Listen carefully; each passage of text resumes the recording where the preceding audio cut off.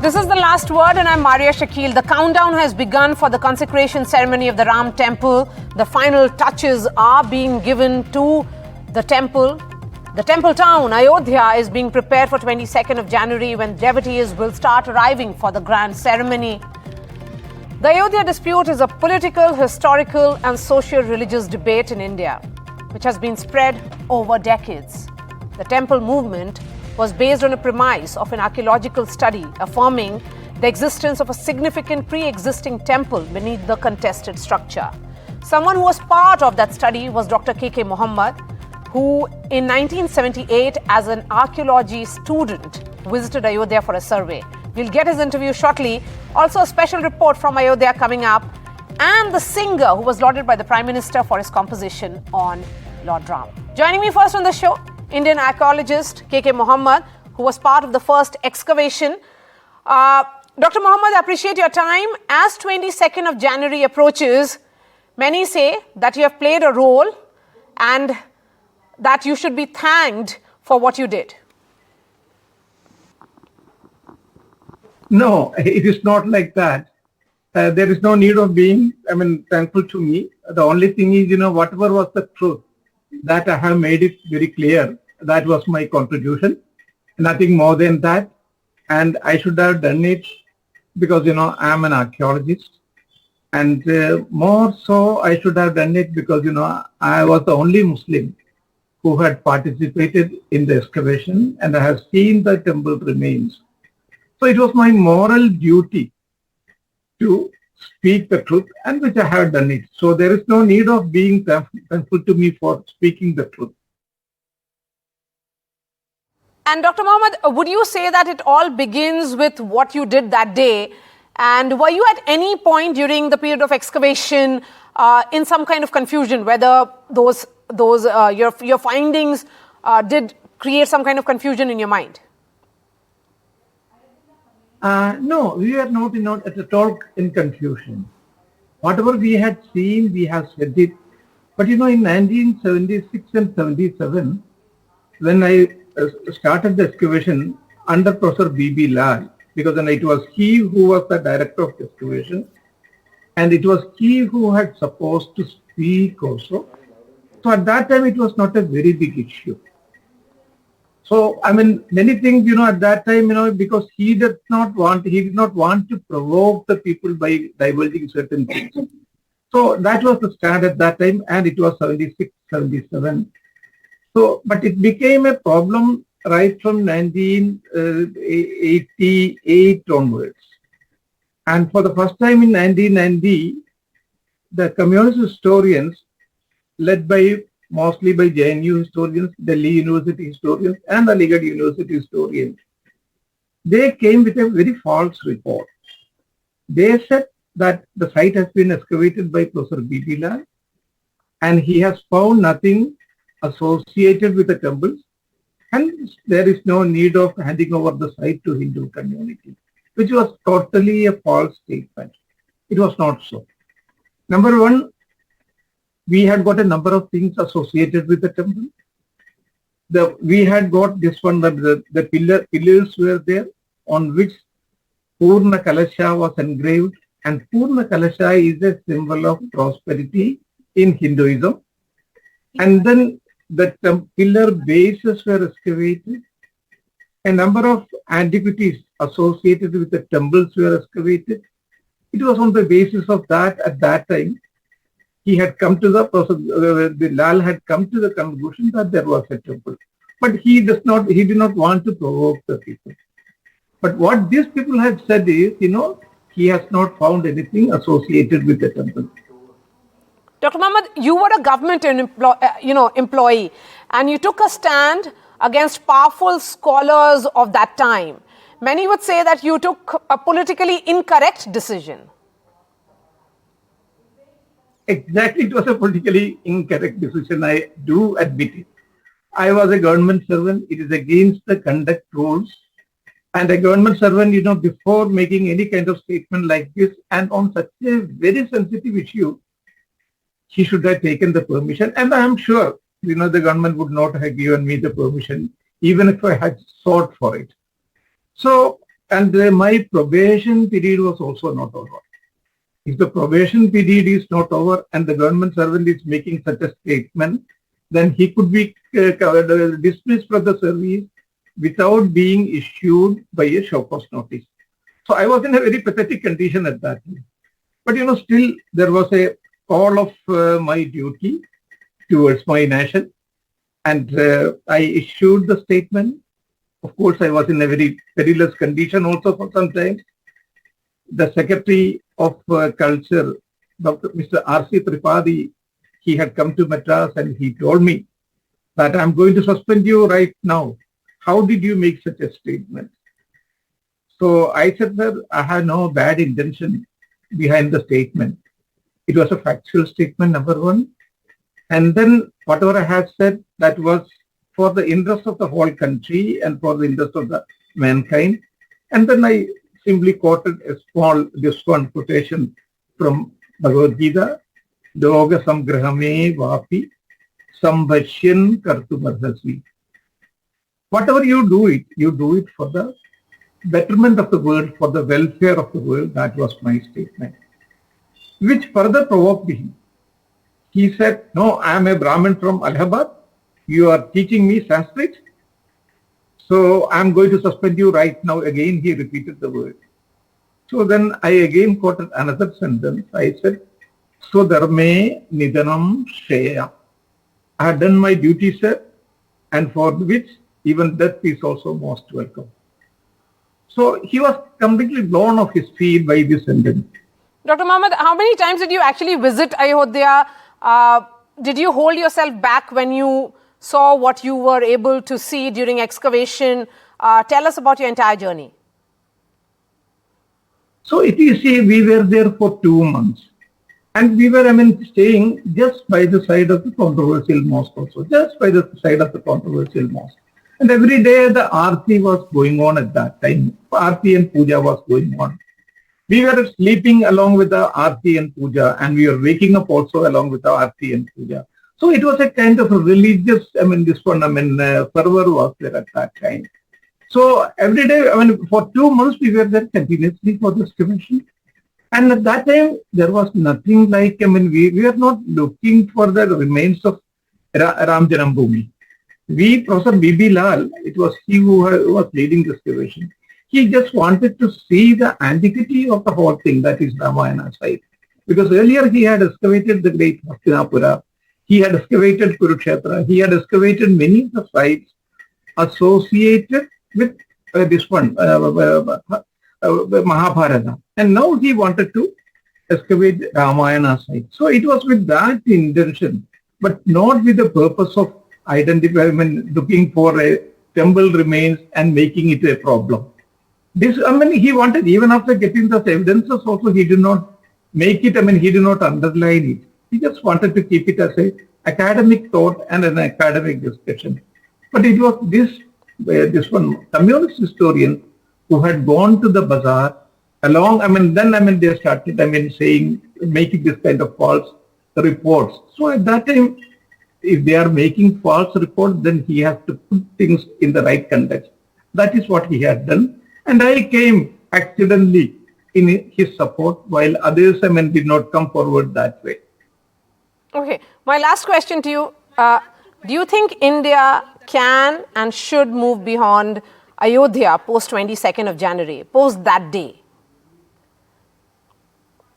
Yes, of course, we have to move beyond, because this was only a problem. Some more problems, 2 more problems are there. And Muslims should make exemplary conduct of themselves. And certain things, because in the historical, when the Muslims came, certain things had happened. Many of the temples have been destroyed, massacred people like anything. This had happened during the past. But the present day Muslims are not responsible for that one. But I hold the present Muslims responsible the moment they try to defend those barbaric activities of the 12th century, 13th century and other things. So, but at the same time, as a country, if we want to move forward, we have to forget this division of all kinds of things, Hindu, Muslim, Christian, or this one is Brahman, Kshatriya, and all these things. We have to forget all those things, and then we have to move forward. So it is one of the most important watermark for all of us that we have to move forward. We should forget all these kinds of divisions and other things. All right, Dr. K.K. Mohammed, I appreciate your time. Thank you so much for speaking to NDTV. Shifting focus now to someone whose recent song or bhajan about Lord Ram has gone viral. Hansraj Ragu is joining us. His bhajan was in fact shared by Prime Minister Modi as well. Hansraj Raghuvanshi, thank you so much. मेरा सवाल सबसे पहले ये होगा आपसे कि कब लिखना शुरू किया आपने और कितने समय लगा? इसको हमने अभी कुछ 2-3 हफ्ते पहले ही मैंने लिखा नहीं है, मैंने कंपोज किया है, मैंने गाया है, परंतु लिखने वाले रवि चोपड़ा जी हैं. और हमने बस जैसे मैं अपने जितने भी भजन बनाता हूँ भोलेनाथ जी के, वैसे हमने राम जी का भी भजन बनाया.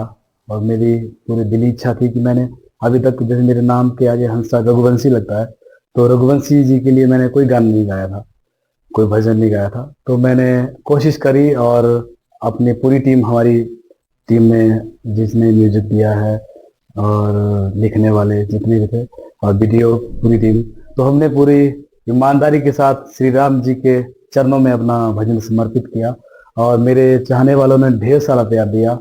और हम जितने भी मेरे गाने रहते हैं उन पे किसी भी प्रकार का ऐड नहीं रहता, वो पूरा ऑर्गेनिक रहता है. मेरा चैनल, मेरा हंसराज रघुवंशी जो यूट्यूब चैनल है, तो उस पर मेरे चाहने वालों ने इतना प्यार दिया कि वो बहुत ज़्यादा लोग सुन रहे हैं, बहुत ज़्यादा प्यार स्नेह मिल रहा है. श्री रामचंद्र जी की पूरा प्यार, पूरा आशीर्वाद मिला. माननीय प्रधानमंत्री जी नरेंद्र मोदी जी ने आज सुबह शेयर किया, तो मुझे बहुत अच्छा लगा, क्योंकि मेरे लिए तो सौभाग्य की बात है कि हमारे प्रधानमंत्री जी मतलब शेयर कर रहे हैं, तो मेरे लिए तो बहुत प्राउड की बात है. आप सिंगर कंपोजर हैं, क्या ये भजन गाना सबसे यूनिक था? पहले भी आपने शिव भजन गाए हैं? मैं भोलेनाथ जी के ऊपर गाने गाता हूँ, राधा कृष्ण पे गाता हूँ, खाटू श्याम पे गाता हूँ, श्री राम भगवान जी के ऊपर गाया, क्योंकि भगवान तो एक ही है बस. और मतलब मैं मैक्सिमम गाने मेरे कंपोज किए हुए हैं, जैसे शिव समारे मुझ में मैं शून्य हो रहा हूँ, मेरा भोला है भंडारी, राधे राधे, गाने बहुत है, भजन बहुत है. और आज श्री राम जी का किया मैंने. इसमें मैं बताना चाहूंगा कि जो शुरू की लाइन है, अयोध्या आए मेरे राम बोलो जय श्री राम, वो हमने इंस्पायर होके, ये जो ट्रेडिशनल फोक है, राजस्थानी फोक है, जो पहली लाइन है वो, और आगे सारा कंपोजिशन मेरा है. हाँ, इस गाने में क्या खास है कि ये वायरल हो गया है? देखो, जैसे मैं एक राइटर हूँ, कंपोजर हूँ, तो हमारे लिए सारे गाने खास होते हैं, परंतु उसको खास ज्यादा बनाने वाले प्रभु है ना. इस गाने पे प्रभु जी का आशीर्वाद है, मेरे चाहने वालों का प्यार है, तो वो ज्यादा खास हो जाता है. मेरे लिए तो सारे खास है. क्योंकि आप खुद युवा हैं और यूथ के लिए गाना गाते हैं, तो आज के ज़माने में युवा के लिए राम मंदिर का क्या मायने है?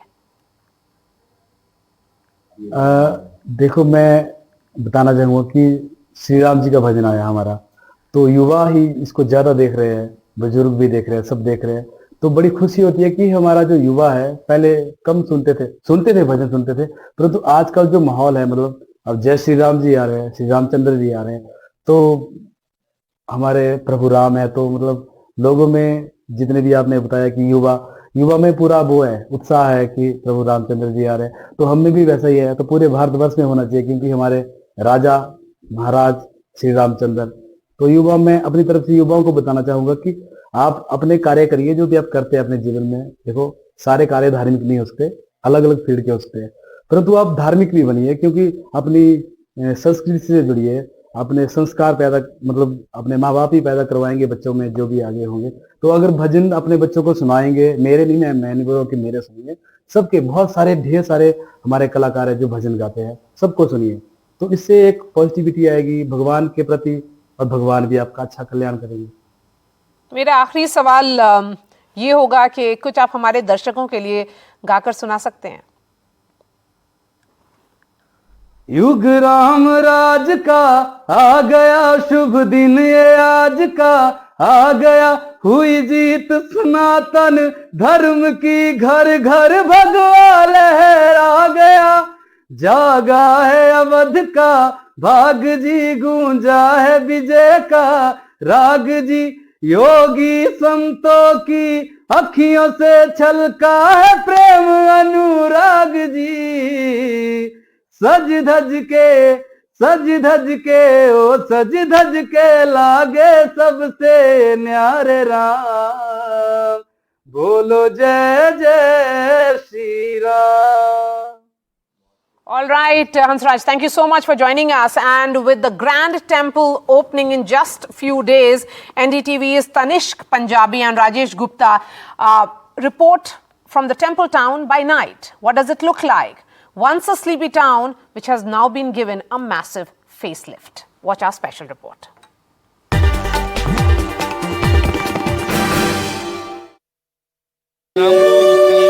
Sitaram Sitaram Sitaram Sitaram Sitaram Sitaram Sitaram Sitaram. We are outside our hotel in Ayodhya and it is 2:04 a.m. Ayodhya, which has gone an transformation in infrastructure overhaul, we decided to see how it actually looks in the night. In the day, it's shining, but how does it actually looks? How does every corner of the Ayodhya looks like in the night?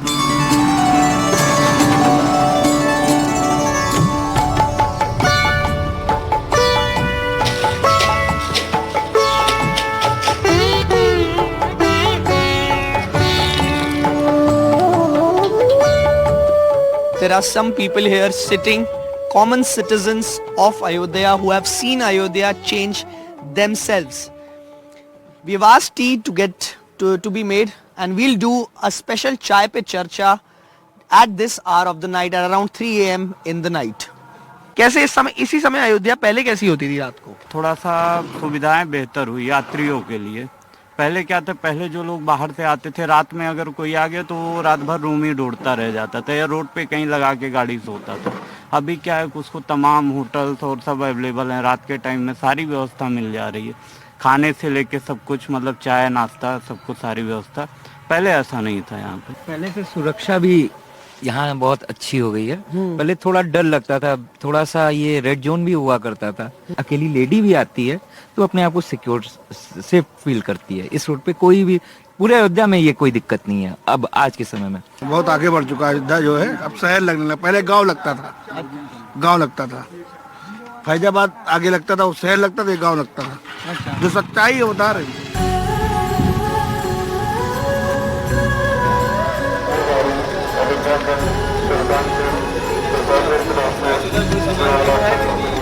Behind me is the new railway station of Ayodhya, built at the cost of 440 crores. The length of this railway station is 144 meter long and 44 meter wide. It has ground plus 2 floors. It's a 3-storied railway station. From the outside, it looks like a temple. From the inside, it has state-of-the-art modern facilities. Ayodhya बिल्कुल change हो गई है, पहले जैसी थी वैसी बिल्कुल भी नहीं है. अब तो बहुत सुंदर अयोध्या हो गई है. हम सरयू घाट पर भी गए, राम की पेड़ी पर भी गए, हनुमानगढ़ी दर्शन भी किया और नंदीग्राम तक भी गए हम. तो बहुत सुंदर है और बहुत परिवर्तन है, बहुत चेंज है.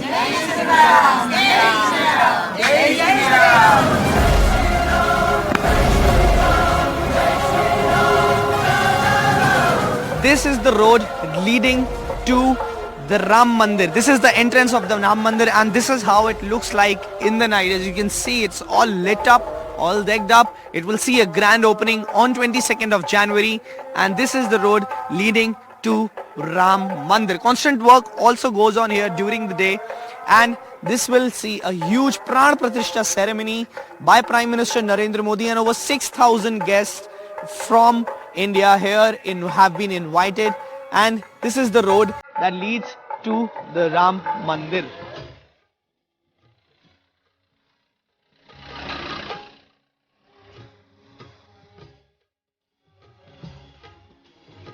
The magnificent Lata Mangeshkar Chowk that was built in 2018. This is one of the most historic and also one of the most important places here in Ayodhya. It's one of the top tourist attraction, the magnificent Lata Mangeshkar Chowk.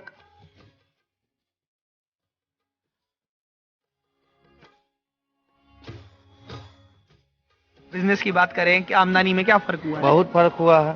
अच्छा। पहले 80% और अब 100 हो गए। अच्छा। महाराज जी भी हैं यहाँ पे घाट के, क्या बोलेंगे नई अयोध्या के लिए? और रात में जो अयोध्या अब है, पहले रात में कैसी थी और अब कैसे है? पहले बियाल लागत रही। अच्छा। अब अच्छी लागत थी। चंदना महापूरंता विक्रम पाप नाशनम।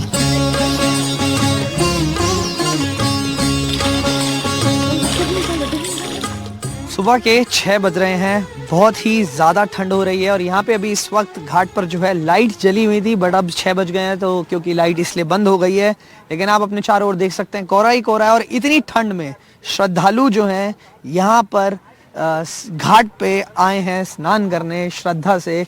हम बात करेंगे सबसे। माता जी, आप कहाँ से आई हैं? हम तो ही बना लिए कुटी छोटा सा, सिद्धार्थ घर मेरा सिद्धार्थ नगर में है। अच्छा। तो अयोध्या के बारे में क्या कहना है, कैसा लग रहा है अयोध्या? अरे बहुत अच्छा लगता, तभी तो टिके हैं यहाँ सब छोड़ करके। स्वर्ग, अयोध्या स्वर्ग है। अयोध्या पहले बहुत ज़्यादा जो है कम विकसित था, लोगों का आना जाना कम था, लेकिन जब से मोदी जी योगी जी ने यहाँ आया, मंदिर का निर्माण होने लगा, तब से लाखों की संख्या में लोगों का आना जाना हो गया है। सुबह 3 बजे से लोग स्नान करने लगते हैं, दूर दराज से लोग आने लगे हैं और आने की सुविधाएं भी बढ़ गई हैं। कितना काम, अब आपका काम कितना बढ़ गया है? अब कितने श्रद्धालुओं को आपको पूजा करानी होती है? अब जैसे पहले दिन में था लोग 100-200 को करना था, अब तो जो है हजारों से ऊपर लाखों तक चला जाता है। दिन भर बैठे बैठे पूजा ही करते रहते हैं हम लोग। पहले 2-4 घंटे में ही लोग वापसी हो जाती थी, खत्म हो जाता था पूजा पाठ। लेकिन अभी एनी टाइम, चाहे सुबह हो चाहे शाम हो, कोई ना कोई आता ही रहता है और पूजा कराता ही रहता है। अच्छा। और इसीलिए अयोध्या की अर्थव्यवस्था मजबूत होती जा रही है। अच्छा। पहले से निम्न स्तर से बेस्ट स्तर पर अयोध्या का विकास हो रहा है। लोकल इंसान के लिए कितना फर्क पड़ा अयोध्या पर? एक लोकल इंसान पहले झोपड़ी में रहता था, अब वो बिल्डिंग में आ गया। अच्छा। ये सबसे बड़ा इफेक्ट है।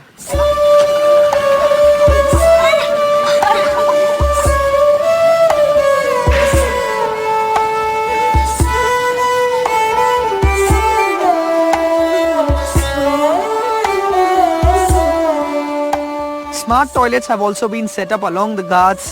This is one such smart toilet, and this is it has many features. Although it is payable, but it has many features like a room for disabled, a room for baby's care, normal toilets also. So these are the smart toilets that have been built along the ghats.